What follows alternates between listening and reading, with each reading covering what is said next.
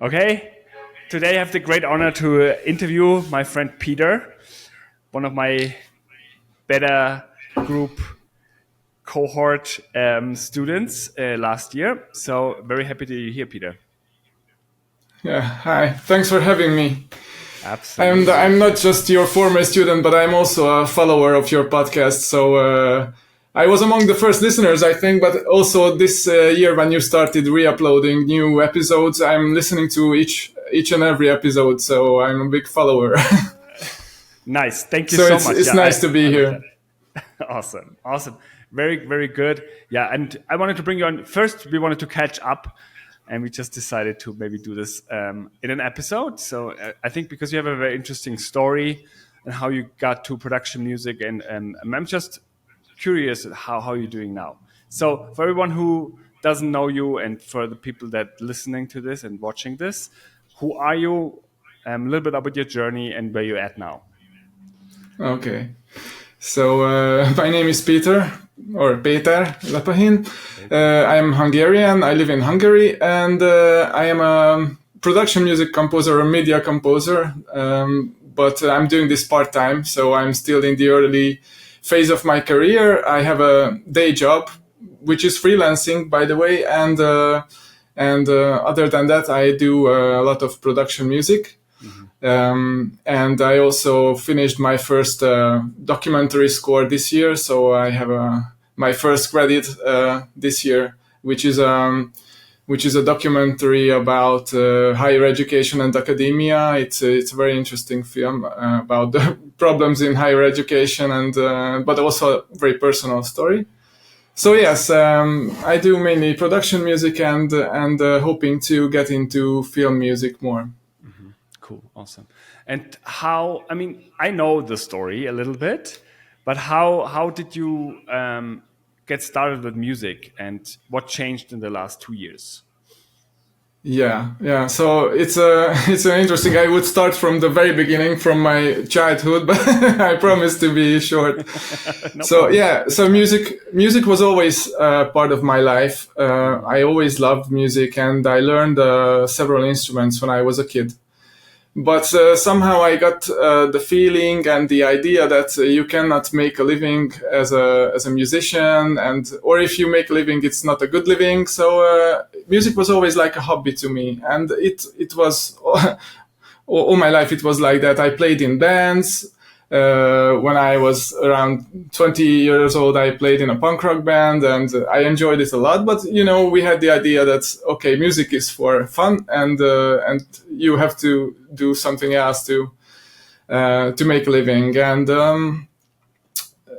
I worked in a completely different business, the language industry. I worked in a translation company for 16 years. And from a project manager, I became a manager, a general director in the end. So it was a very different field, but all along, I always kept my connection to music, playing in bands, listening to tons of music and whatsoever. Mhm. And in around 2020, or maybe it was more in 2021, during the COVID pandemic, I had a midlife crisis, so to say. So there were a lot of things happening at the same time. Mhm. I had a burnout at my workplace because I was working for more than 15 years at the same company, which I loved, and I still work for them as a freelancer. But I felt a bit burned out. And I also lost a friend to cancer. So it was a very sad year for me. And I had to think over all my life. I was 40 years old, and I said to myself, okay, half of my life has gone. So what do I want to change? And during the pandemic, I downloaded a DAW, and I started making music for myself at home, and I really, really felt energized, and I just loved it. Like, I got in the flow, and each and every time I was writing music, I felt that this is what I want to do, but I don't know how to do it, and what to do next. What are the next steps? So I started listening to podcasts and YouTube channels about composing, and I quickly realized that I don't want to make just music like for myself or artistic music. Yeah. I wanted to write a picture. Mm-hmm. But of course, I knew that, okay, so at the age of 40, it's a bit hard to start this, even if you have a musical background. As I was listening to different YouTube channels and podcasts, I stumbled upon your podcast as well, and I started listening to this. And before that, I wasn't really familiar with production music, and I said to myself, "Hey, this sounds quite cool because I can start this without quitting my day job and try out how it works." So yeah, and last year in 2022. I applied to your composing production music composer academy. It was in the beginning of last year, and I was one of the first students, and I liked it a lot. So I said to myself, okay, now we should organize this somehow. So we started. You need to start organizing it a bit, and yeah, just after you applied to the academy. So at first, I started to write music after my day job at night and in the evenings, and then I took a break from my work, and because I felt that I needed more time to write music. So I took a break and I decided to go freelance, and I became a freelance translator, which is very good because I organize my time better and I have much more time to write music. Mm-hmm. So since last year, maybe 1 year and a half, I've been working as a freelance translator, and when I'm not translating, I'm writing music. My fifth production music album just came out last week, and the sixth and the seventh are already in post-production or almost published. So this is where I'm at now. Awesome. That's such a great story, man. I really love that you just found something that you want to do and just took action on it, and then you're rocking it, man. That's really, really cool. And I'm probably royalties haven't been coming in yet, really, but I'm really looking forward to see your next step when you finally see the fruit of your labor coming back to you. Yeah, that's really, really cool. Yeah, I'm expecting more royalties next year because as you know, it's a very slow thing, and most of my music came out this year or in the second half of last year. So we will see. Right. We will see. But from one of the publishers, I have already heard back that some of my music was used in the BBC in some news program on BBC TV. So. But it was in January this year, so probably the royalties will appear next year. Anyway, we will see. Yes. And do you still are you still with the Hungarian performance rights organization, or did you switch to something else? Yes, I'm registered with the Hungarian PRO. Yeah. I asked for some advice from one of the libraries that I work for. A Hungarian publisher, and the owner is a composer himself. So he's a composer and owner of a publishing company, and he advised me that I can stay with the Hungarian PRO because they work very well. So he said that there's no problems. Nice. With awesome. them. Yeah, great. Yeah. What? Yeah, should never change a running system. That sounds great, man.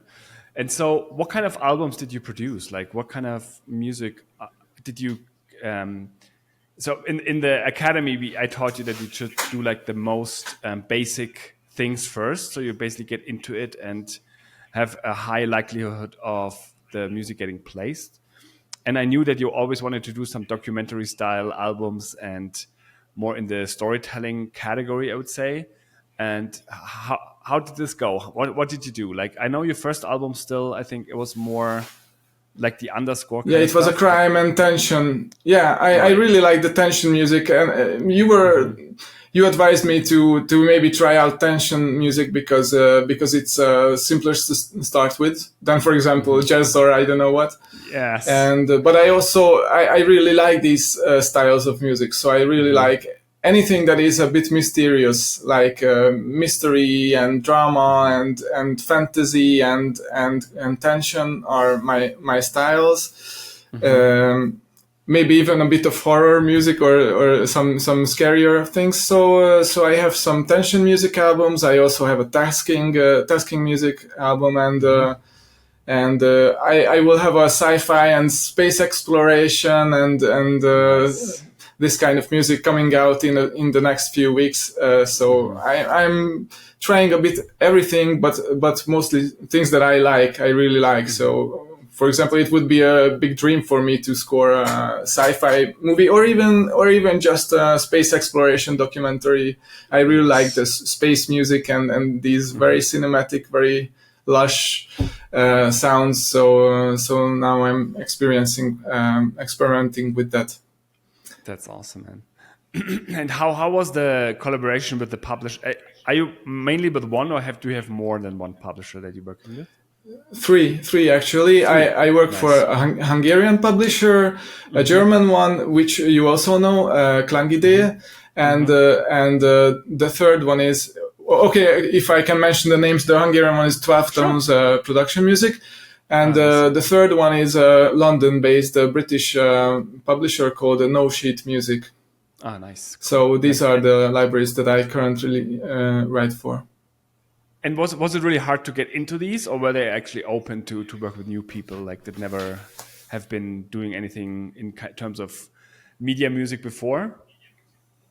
Yeah, I think that all of them are slow. I mean, I hope they don't hear this, but they are very slow to reply. But once they reply, and if they like the music, the collaboration goes smoothly. And I was lucky, or maybe they liked the music. But with most of these libraries, I followed the strategy that you advised to me. That I already had the album ready.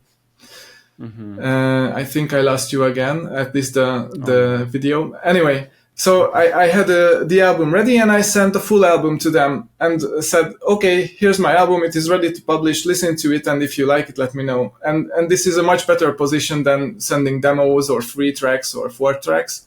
So I'm always doing an album first. And I'm doing what I want. I don't write for briefs. I write an album that I like, or that I want to write, and then I'm sending it to the publishers I know, and if they like it, they publish it. And so far, all of my albums that I wrote have been published or have been approved. So it works. I'm so happy to hear that, man. That's really cool that it works in such a favor for you. That's really cool. And so you still, like, with all these publishers, you just send them stuff, whatever you come up with, and one of them always takes it. It doesn't really matter. Or do you have a specific, like, who do you send it first, or do you just send it to all of them at the same time, or and how does it go from there? Like, you send the music, and then what happens next? Yeah, in the beginning, my first album came out with the Hungarian publisher, and the second, I didn't want to send a second to them because I wanted to try if it was only luck that I got to this publisher, or am I really ready to work with publishers? So I sent the next one to the British one, and they approved the album. And then I said, okay, let's try a third one. And when I had my third album published with another publisher, the German one, then I came back to the Hungarian, and now I'm doing one for one of them and the other for the next one. So that's how it works. A bit random. Really cool. Yes, but doesn't matter really. And so you send them the tracks, and what do you do next? Like, let's say the German publisher picks it up and says, okay, cool, sounds great, I want to have it. What comes next? Is my internet so bad? Yeah, of course. When they approve an album, I prepare the deliverables and I deliver the album and they publish it. But I'm usually paying attention to not to have downtimes. So even when I'm working on finishing an album, I'm already working on the next one. So a lot of times I'm working on 2 different albums at the same time, which is good because you can get from one genre to the other genre, and it makes the process less boring. So yes, absolutely, that's really smart. So as soon as I finish one, I jump to the next one, but usually even earlier.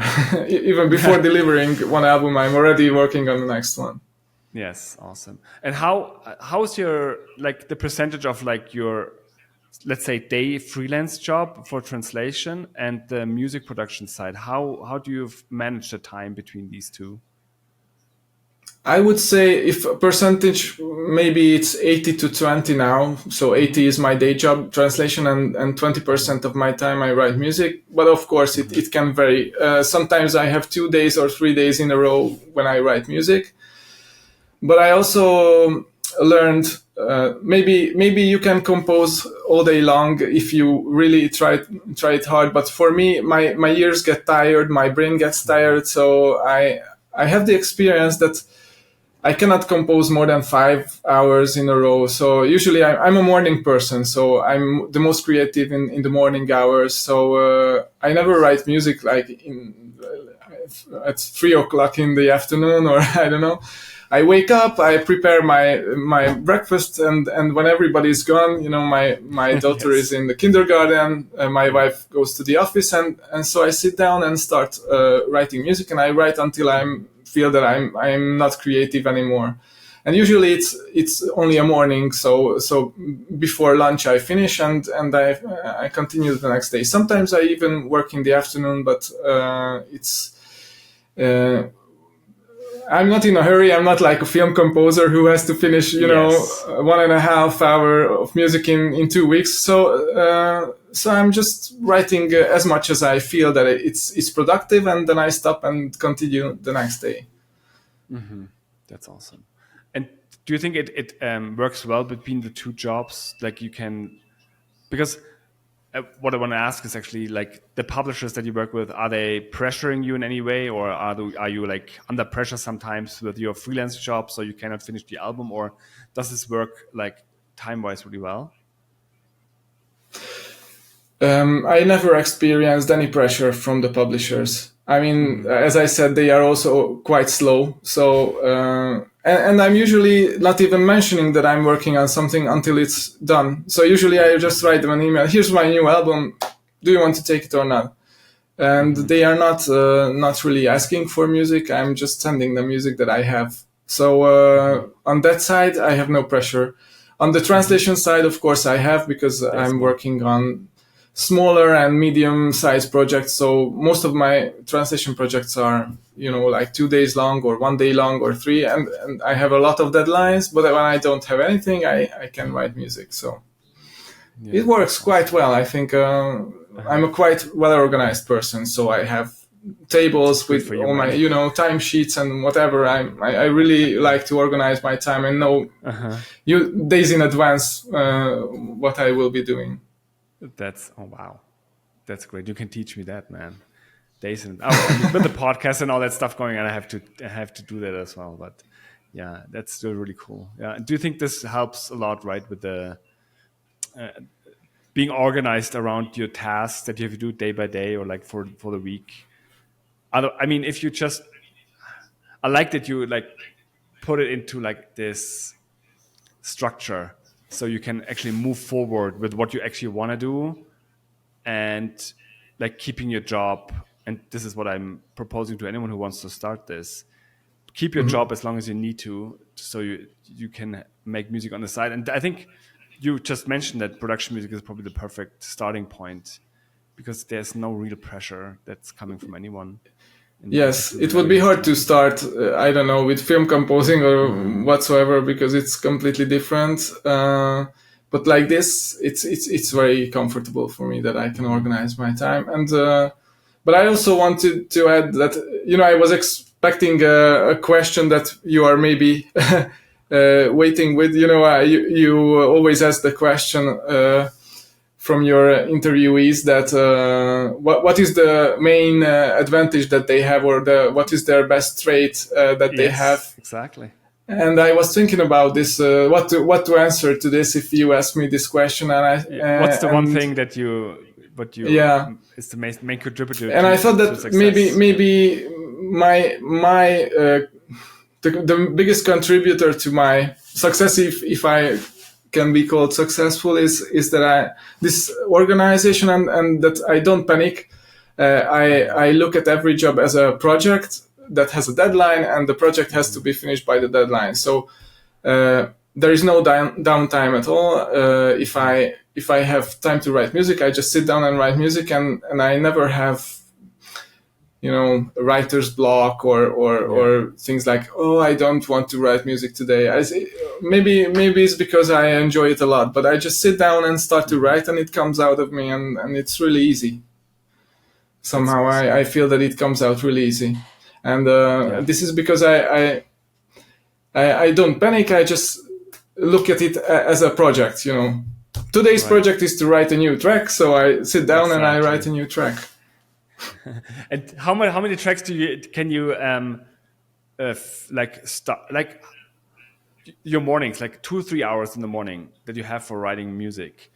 So how do you structure that? I mean, I suppose you have a structure for that too, because you have to finish maybe something, or do you finish it one track off and then just stop, or what does that look like day by day, basically? Yeah, it can vary, but usually the earlier we are in the morning, the more creative I am. So I always try to start with the most creative part of writing, which is writing the melodies and harmonies, and so writing as much as I can of the track. I don't start to edit and mix and anything like this. I just write down the basics of the track and write as much as I can. And usually for production music tracks, in a few hours you can get to 2 minutes or what is needed, and then you can start fuffing around with little tweaking and twisting things and altering the melody, or doing changes to the harmony and the orchestration or the arrangement or the sounds that you use. But it's always later in the day. The first thing is always to write down a good melody or a good idea, and then to work it out to a full track or a basis of a full track. And then maybe I will do the little tweaking and twisting the next day or sometime in the afternoon when I'm less creative. But I always try to work like this. So the first one is the writing, when you are in the flow, and when you feel that you are not in the flow, then you can start working on the details. Yes, that's awesome. Absolutely. So what interests me the most is basically from your perspective. You said you were in the, and I know this because you told me when we had our interview back in 2022 that you had a burnout and just couldn't do the job anymore and had to change something, and then you found music, actually writing music for media. How does the feeling about your life, how did it change from in let's say 2019, 2020 to where you are now? So maybe tell me a little bit about, like, how did you the struggles that you had before, the struggles that you have now, and maybe what changed in between? Yeah. If anyone asks me about how satisfied I am with my professional life today, I would say 100%. So I'm not in a hurry. My long-term plan is to work even more on music, but I'm not sure I want to work 100% on composition. Maybe I will stop when I get to 50% like translation and writing music, or maybe 20-80. Because sometimes I like, I'm doing a lot of different things in the translation business as well now. I'm doing written translation, oral translation. Sometimes I'm traveling. Sometimes I don't know. And I'm also teaching at the university. I'm teaching translation to translation students. So I'm doing a lot of things. Yeah. And I realized that doing a bit of this and that each week or month, it gives you a lot of energy. You don't get burnout. So I'm not sure I want to be 100% full-time composer. Yeah. Maybe I would try it, but now the 80-20%, I think my plan is to move it, down to maybe 50-50, and we will see. And when I see that it's enough, I will stop, because as I said, usually I don't write more than half a day of music, and then I get tired. So why would I want to do composition all the day? Yeah. Yeah. But we will see. But I'm very happy because I have come a long way in these 2 years since 2021 when I really started thinking about writing music to picture, and it was only 1 year ago when I finished your academy. So I think I've come a long way. And if anyone told me in 2021 that, hey, Peter, in 2 years you will have a documentary, you will score a documentary, I wouldn't have believed it. It's you have to be careful with your dreams and saying at your dreams, because they might eventually come true. Because I didn't, when I realized I wanted to write music to picture, I was a bit realistic. I said, okay, I will never be the next Hans Zimmer or whatever, because it's too late. But maybe I can score a documentary in a few years. And I even said it to some people, like, I don't want to be a big Hollywood film composer. I would be happy to score a documentary in a few years. And then in 2 years, I scored a documentary. So yeah, be careful of what you dream of. Yes. Yeah. I mean, how did this documentary process start, like in 2021 already? Or when did this happen? No, it started last October or November. I was just looking for advice on the internet how to find jobs, and everyone was writing, go to film festivals. So I went to a film festival, which was a documentary film festival in Budapest, in the capital of Hungary, and it's called Verzió. It's a human rights documentary festival. So all of the documentaries are related somehow to human rights. And there was a workshop, and I applied for the workshop, which was mainly for editors, but you could join as an external member just to watch. And I said, why not? Let's try it. But I didn't get approved, but somehow I got on the email list. And I started receiving the email list of the workshop, and one of the filmmakers, who was a first-time director, who was participating in the workshop with her new movie, wrote an email to everybody like, here's my upcoming movie, please watch the trailer and let me know what you think. And I watched the trailer, and I wrote to her, okay, I'm Peter, I love the trailer, and if you don't have a composer yet, I would be happy to assist you. And then we had a discussion at the festival, and everything went smoothly. So nice. It is a first-timer documentary. The director, the editor, and basically all the crew is a first-timer. So it's an independent documentary funded by the EU. It is about education, as I said, and and everything went smoothly. The director is a woman, and she wrote me, okay, let's try it. So I did some scenes, and she liked the music. So from then on, everything went very easily. Cool. It was like a full feature, like 90 minutes. Yes, it's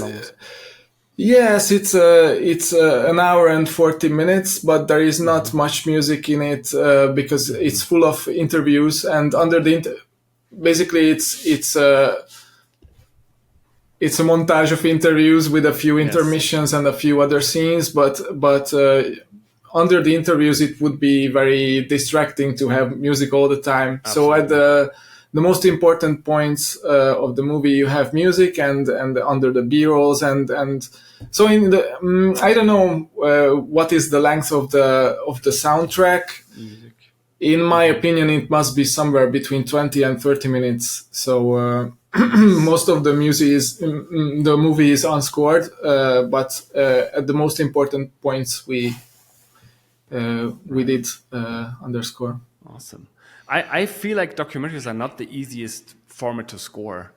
Because of what you just said, there is not a lot of. It depends on the format, of course, but there's not a lot of points where you can actually put music because of interviews and Yeah, then this one is yes, because for example, nature, wildlife documentaries or travel documentaries have a lot more space between dialogues. But this one was a very dialogue heavy.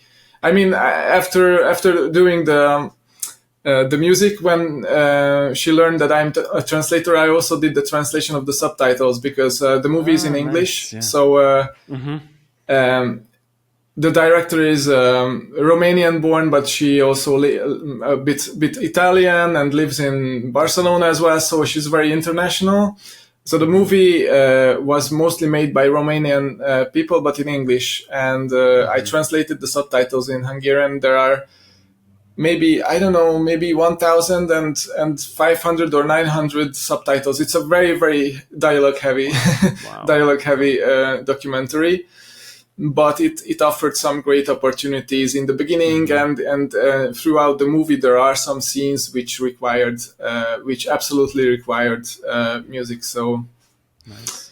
And did you it do was a that? good opportunity. That sounds great. And did you do this remotely, or did you work together on it? Did you come to your studio, or how did it go? Yes, both. So there was a spotting session which we did online at first. So when I first met the director at the festival, it was in person, but then we did the spotting session online. And it was quite funny because it was during the week when they were working on the rough cut. And the rough cut was around 1.5 hours. And we watched it, maybe it was on a Tuesday or maybe a Monday evening, but maybe a Tuesday evening. And we watched the rough cut, and I was making notes on where to put the music. Yeah. And then she said, okay, we are planning to do a screening of the rough cut to our friends on Saturday. And I would be very happy to have some music for the rough cut. I said, nice. Oh, okay. So, but this is what I said about not panicking. So I said, okay, so now this is my project. And I will write as much music as I can until Friday, so that they can edit it on Saturday morning, and Saturday evening they can show it to the test audience. And I sat down the next morning and started writing music, and it just came. So it was a very rewarding experience because I gained a lot of self-confidence. Because I didn't panic, I just sat down and started writing, and the music started coming, and she liked most of the tracks. I mean, I wrote like 8. They were not long. Some of them were like 15 seconds, some of them 30 seconds transition music, but also there were some 2-minute long music. But in a few days, I wrote at least, I think it was around 12 minutes or 15 minutes of music. And she liked most of it, and she put most of it under the rough cut, and the audience also liked it. So some of that music, more or less, without changes, remained under the final cut as well. So it was very interesting. Nice, that's awesome. And will you release a soundtrack with the music, or is it? How do you? Yeah, I'm working on it. I was. It's not a very official Hollywood movie, so So the contract doesn't even mention the rights of the music or whatsoever. But we discussed that, of course, because I wrote the music, I'm free to release it or even reuse it, and I'm planning to put it on SoundCloud and create an album, and maybe also on Spotify. But I'm still finalizing the files because I don't want to put it in the same, I have to redo the mastering and to a bit not rewrite the music, but prepare it for releasing, I would say. So I have to do some mastering and fade outs and fade ins and whatsoever, so that it sounds like a normal album and not just, random tracks put together. So I'm working on that. I'm planning to release it this year, but there is always some more important things. So I know. Yeah, I know. And And are you planning to like go on more festivals and try to get more work like this, or Of is this course, just like yeah. yeah, yeah, Yeah, it was definitely a good experience for me. So mm-hmm. I'm planning to go to the same festival for sure this year. It's always in November, I think, or late Mm-hmm. October. And I'm looking for other festivals, but only in Hungary because I I don't have the money to travel around the world to festivals. So Yes, I'm looking exactly. for Hungarian opportunities, Mm-hmm. and there are some little and big festivals. But not too many. So Mm-hmm. I have to be careful. I am also planning on joining the Association of Hungarian Documentary Filmmakers Ah, nice. Yeah, that's good. because they have a quite fancy website with all the Mm-hmm. photos and names, and there are editors and directors and whatsoever, and there is only one composer. So I said, okay, if they have one composer, Good. maybe two is not too many. So I'm Yeah. planning to Right. apply to this association and doing small things like that to connect with people. Absolutely. Yeah, I think. Yeah, you listen to the episodes. I think everyone said that this is basically if you want to get into Yeah, this kind of game, networking is this networking is important. like Yeah. everything. Hmm. Exactly. So yeah, doing really well. So is there any like you have now a year of production music under your belly, under your belt, and are there anything? Is there anything that you think people um, see wrong about production music, or is there anything that you want to give people that you say, what is it for you, production music? Ye- Is it like yeah, yes. misconceptions or anything like that? Yeah, most people don't even know that it exists. So Hmm. those people that are not in music, if I tell them that I write production music, I have to explain what production music is, and Yeah. in Hungarian it's even more difficult because we don't have different terms for stock music and production music. Hmm. Because I think it's not the same. Stock music, for me, stock music is tracks, independent tracks that are uploaded to Audio Jungle and Yeah. Pond 5 and those websites where you can buy them one by one, and Hmm. it's for everyday users. And production music or library music for me is more like for TV, music editors in TV and streaming. So not everybody makes this difference, even in English. But I think stock music and production Hmm. music is not the same. But in Yeah. Hungarian, we don't have the term production music, so I'm always translating it literally production music, but most people call it stock music. Hmm. And I always explain to people like, okay, it's like stock music, but it's not stock music, but it's for TV and streaming services and other Hmm. media. And so yeah, for everyday people, you even have to explain what it is.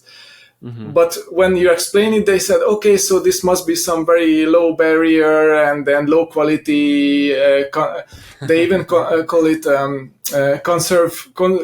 conserve or I I know music. in German I know the same word. Yeah, And I say, Konservenmusik. Yeah, I know. no, yeah, and I say, no, it's not that low quality. It's actually, I think some of the production music tracks I hear in libraries are really, really like up to the film music quality. So a lot of them could be used in movies even. And so I think the biggest misconception is that production music is some entry level thing. It can be an entry level for me, for example, it is, but it is not a low quality conserved music, or I don't know. Right. Yes. It's a valid career. And the I other think so too. misconception is that you can't make a living off music, because you taught me that that basically it can give you a quite good base income, and then Yeah. you can work on the more creative things that you would like to do, like films or Hmm. games or other projects. So Right. yeah, I think these are the misconceptions. Yes, absolutely. Yeah, Matt, my guest from the week before last, I think, he talked about Miracle Workers that he now scored this third season, but the first two seasons were completely done with production music. There was no composer. They just used music from libraries. It was like song heavy, I think. But I didn't listen to the soundtracks or anything, but they just used production music. So to your point, production music is absolutely Yeah, high and quality. And I mean, all the big AAA and a lot of composers in Hollywood, they all have their tracks in these production music libraries, and they have some side incomes. Yeah. Exactly. From that. Exactly. And sometimes when I watch, a Netflix documentary or whatever, I just hear on the music that, okay, this is production music, and not because it's not good, just because it's not really following the picture. But even in high level documentaries, like very well done documentaries, you can hear a lot of production music, and when I say to my friends, okay, this is not ordinary stock music, which or I don't want to, stock music also has its place, but I say, look, you can write production music, and then maybe it might end up in a Netflix documentary. Right, and then you can say, okay, I wrote music for a Netflix documentary, and then nobody will say, oh, it's lower level music, or I don't know. Exactly. I mean, what you said is like the barrier of entry is definitely lower than if you wanted to write music for the Netflix documentary as a composer, because, yeah, I mean, I think I repeat myself, but there's so much demand for music. People like, there's content produced like every second of every day. So it's quite a good point of entry for everyone who wants to start a career in music, I think. So yeah. And I always recommend to do production music first and then go somewhere else. And stock music, I tried this for a while with Audio Jungle years ago. And what I don't like about this is like there's no royalties, there's no passive, no income that's actually coming to you without you having to do. I mean, of course, there's income coming, but Envato takes a lot of your money upfront from you. So yeah, I really like the distinction between stock music and production music, and it's absolutely true. And I know, let's say, corporate production companies, corporate movie production companies that only use Envato or Pond 5 for their stuff. But the thing is, this is like where you actually really hear what kind of music they're using, because I don't know, most of it sounds, 80% sounds pretty much the same, and there's not much distinction between the tracks. And so I think one question that I forgot to ask before, when you sit down, you said you never had a problem having an idea, but how do you get to an idea for, let's say, a sci-fi album? Is it just something that just comes out of you? You think, okay, or do you write a track that this could be that, and then you write more of the same, or how does this work? Well, with the sci-fi, one part of the thing is that I am a big fan of science fiction novels and films and whatever. So I have listened to tons of music like this, even if I don't listen to the music, but through the films, I have listened to a lot of this kind of music. And the other thing was that, I love downloading contact libraries and looking for new sounds. And whenever I hear those very cinematic and very, lush sci-fi sounds, I was, oh, what a good sound this is. And I just start playing around with sounds. Mm-hmm. And then suddenly an idea appears and I say, okay, so let's not throw it away. Let's make it a track. So by the time I had a lot of libraries of sci-fi or space cinematic music, I said it would be a waste to to not use them.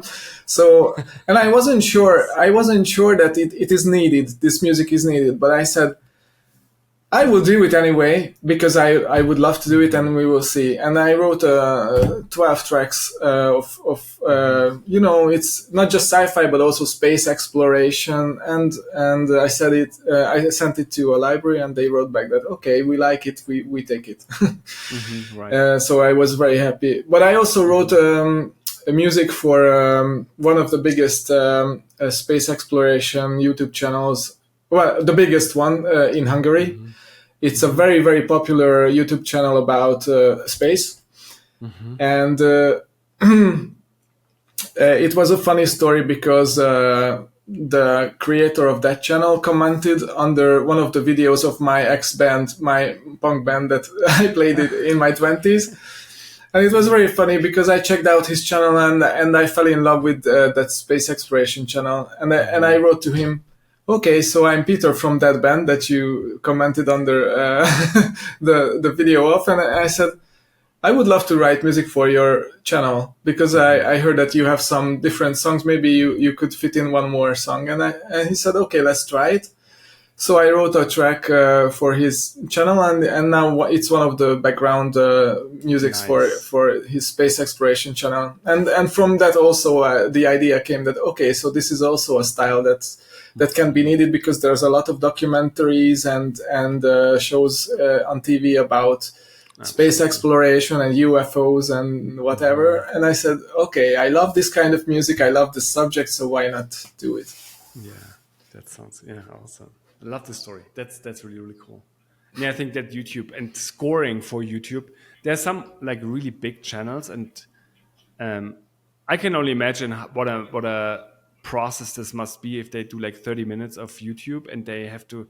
It's the same for any documentary on TV to find all the right music and offer them a scoring service for their YouTube channel. That's smart, really smart. Yeah, just keep poking a little bit more. Maybe he lets you score a full documentary. Is it like documentary style stuff that he's doing, or what is it? I mean, are you talking about this channel still? Mm-hmm. Or yeah. It's a space exploration documentary channel. So it's about planets and galaxies and everything that is physics, space physics. Nice. Yeah. Okay, cool. That's awesome. Yeah.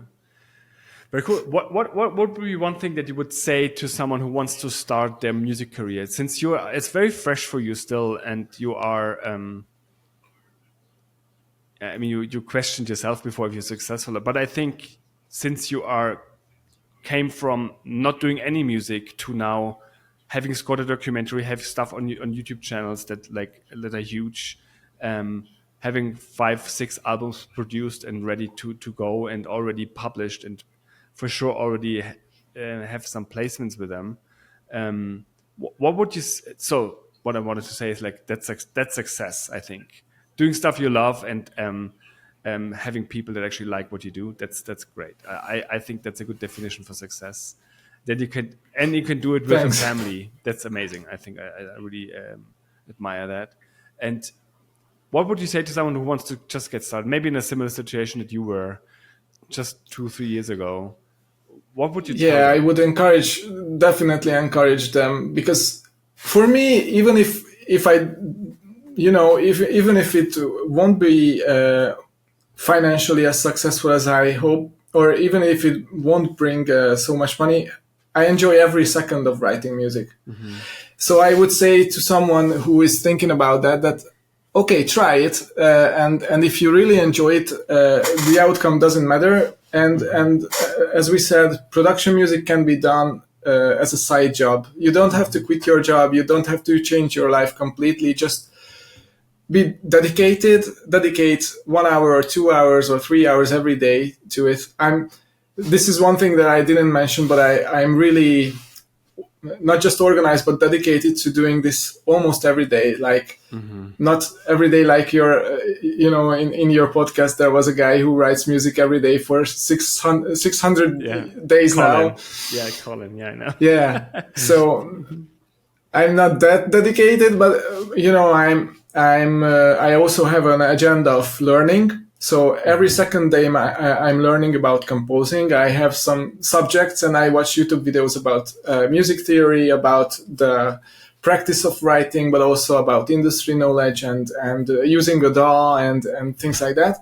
Mm-hmm. And every second day I try to write music. So I change, like one day I write music, one day I learn, and I do it like this. And I've been doing this for 2 years now.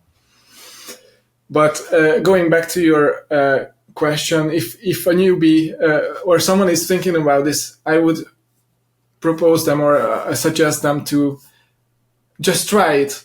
Maybe take off a week of your work. This is what I did. I went to a break from my workplace and I was writing music all day long to try and see if I would enjoy it, even if I did it all day long. And I enjoyed it. And I would say to someone like this, if you really enjoy it like this, and if you think that production music is good for you, then start it and do it as much as you can, and then you can step up to, I don't know, become maybe like my dream is also to do some more films, or maybe even games. I'm doing a game soundtrack as well for my friend, but it's advancing very slowly because he also has another job, so it's a hobby project. And it will be a retro game, like 90s style point and click adventure game. But most of the music is done, but the game, I don't know when it comes out, maybe next year, maybe the 1 year after, we don't know. Okay. But yeah, so you should just try and do it, and if you like it, then I think success or the outcomes will come. I believe I firmly believe in that.